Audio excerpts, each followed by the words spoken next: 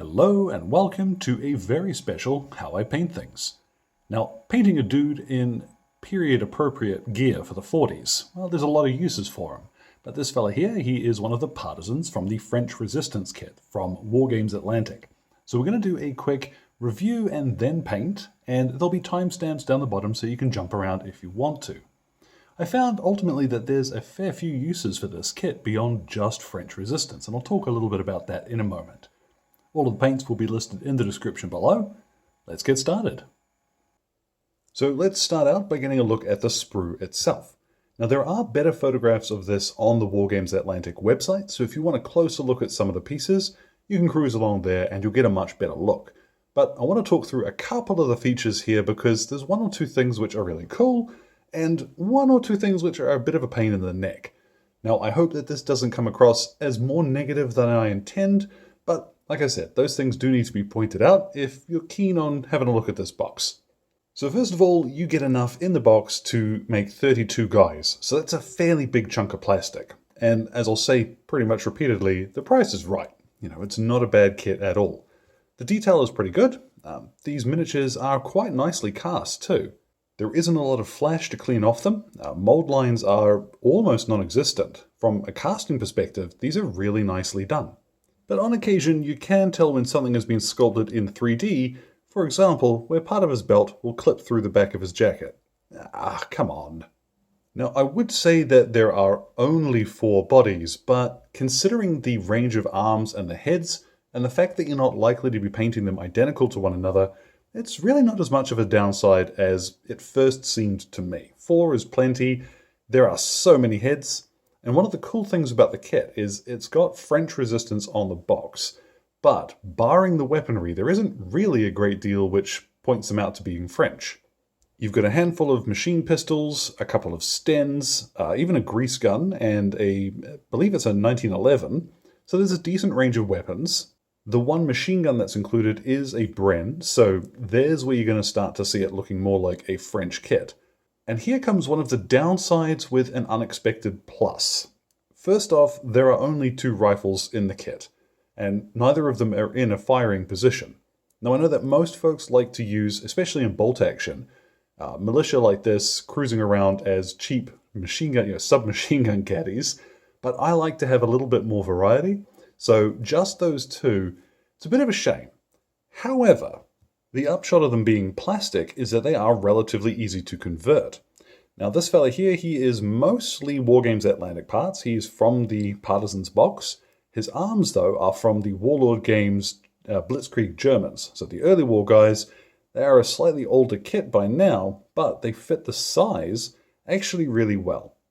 There's no gap filling there. The only work I had to do was to trim down the side of his body a little to get that to fit properly, glued them in place, and yeah, once that's primed, put him on the table, he'll look fine. So that is one source of arms. And that's where the not being specifically French really comes in as a bonus, because you could just as easily use Soviet arms if you wanted People's Worker Militia or what have you, or if you load them up with enough German weaponry, there you've got your last stand in Berlin, your Volkssturm. That works pretty good. It is a downside. I would say that there's only 2 rifles, but as well as Wargames Atlantic's own French line, which comes with so many rifles in the box it's ridiculous, you're going to have spares. There are other places to find them that will fit these. But the variety is good. The poses are quite natural, and like I said, the sheer range of heads makes it a good kit. I would say you aren't exactly spoiled for choice when it comes to collecting a partisan army, but these guys do fill that gap pretty well. So let's go ahead and paint one. So I've assembled this fella here and sprayed him first of all with a primer of Vallejo's Premium Grey from a rattle can. I would suggest that you can use pretty much anything you like here. Part of the fun of painting partisans is that there is no uniform, so the advice I'm going to give you here is mostly up to you. There's not really a single right answer to any of what we're going to do. What will make these quicker, if you do want to churn them out as a mob, is to pick 3 or 4 colors and just paint trousers, shirt, jacket, trousers, shirt, jacket with one color. And I've done that before in another batch painting video, but today I want to paint this guy a little bit nicer because You aren't normally going to have a huge number of these fellas on the table in most scenarios, so spending a little bit more time on them is not going to hurt. I've squirted out here some tanned flesh from the army painter, and a question that comes up quite regularly is how much water do you want to add to most paints, to get them to flow? So instead of loading up my brush with water and just straight away loading it all into the paint, I'm going to put a little off to the side of that puddle and then drag it in bit by bit so that I have a lot more control over how much I'm adding. Easier to add more water gradually than it is to put too much in and you've got a big splodgy mess.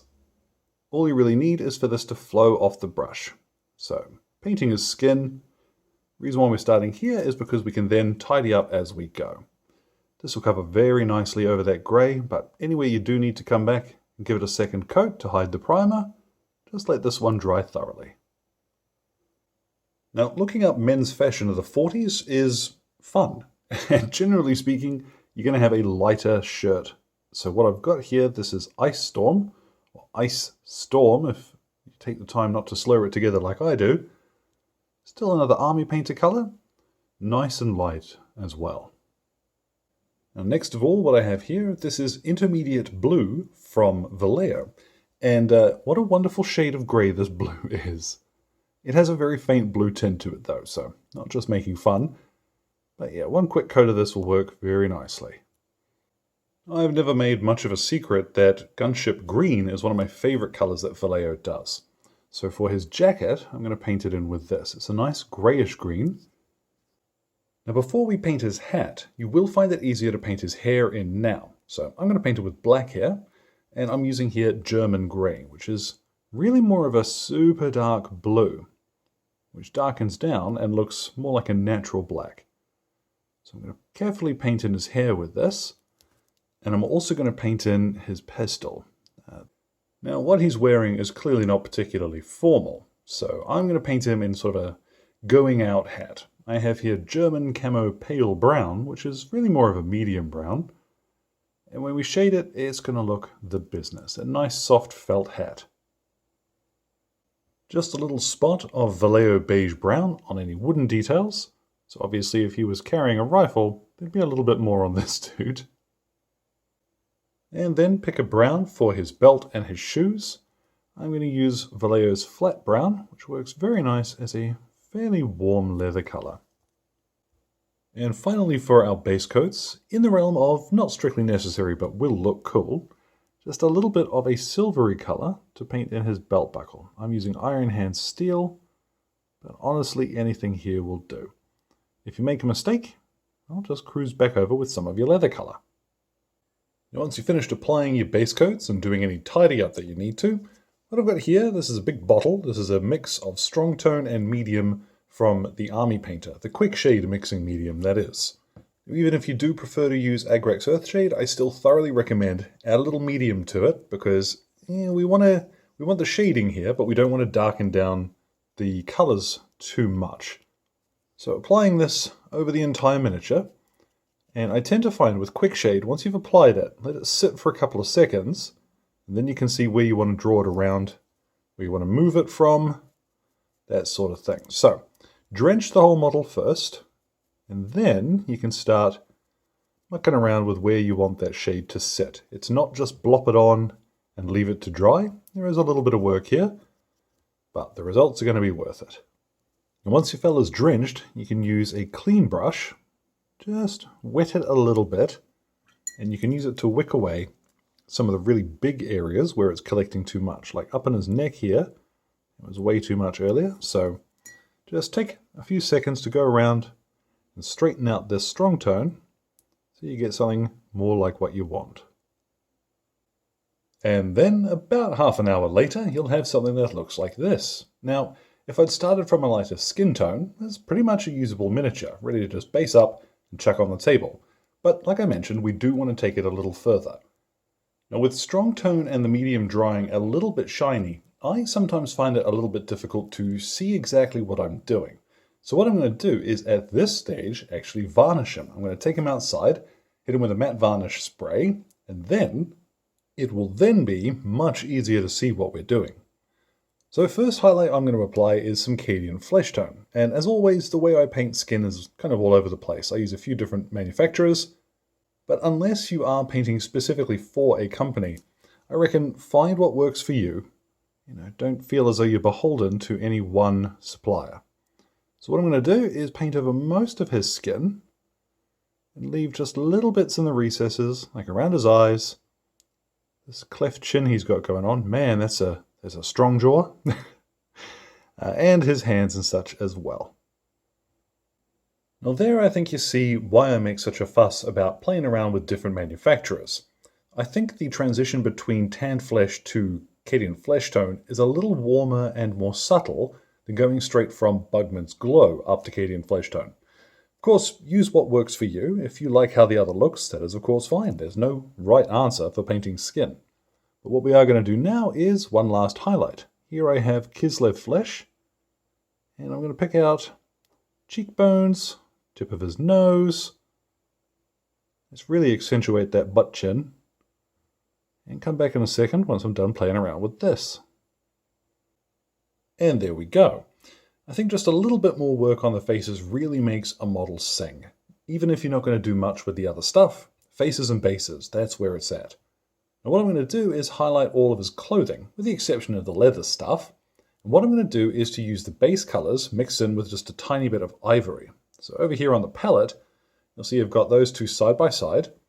Just going to put a little bit of water in my brush and mix those together thoroughly. I'm using ivory because it's got a tiny hint of warmth to it. Or if we were to use a straight white, this would go quite cool and not really make for a very nice highlight. And then, just the same as any other paint, you want to water it down a tiny touch, and then we'll start applying our highlight. Let's get them in there. Now, if you find you end up splattering that highlight into any recesses that you really don't want, like I have on a shirt here, what you can do is just grab a little bit of your shade mix again, and then carefully line it in to the recess again to get rid of that splotch. Easy peasy. And now we'll do that with the other colors. So I have here intermediate blue and ivory, a roughly 50-50 mix.